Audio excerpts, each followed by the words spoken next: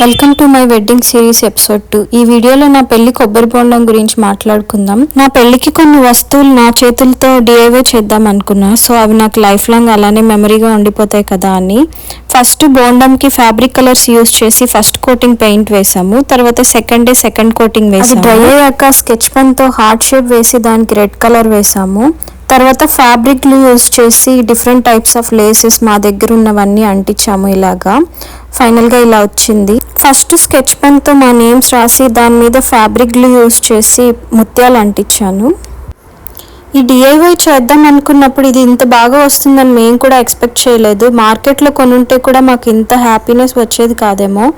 నా పెళ్లి ఫొటోస్లో అయితే ఈ కొబ్బరి బోండం ఎంత బాగా పడిందో నేను కొన్ని పిక్స్ అటాచ్ చేస్తాను, వీడియో లాస్ట్లో తప్పకుండా చూడండి. ఈ ఫ్యాబ్రిక్ పెయింట్ అయితే బోండం మీద స్ట్రాంగ్గా స్టిక్ అవ్వట్లేదు. ముహూర్తం టైంకి హార్ట్ షేప్లో ఉన్న రెడ్ పెయింట్ కొంచెం పోయింది. టైంకి ఎలానో రెడ్ లిప్స్టిక్ రాసి ప్యాచ్ వర్క్ వేసి ఎలానో మేనేజ్ చేసాం. ఏంట్రా ఇది? Patch work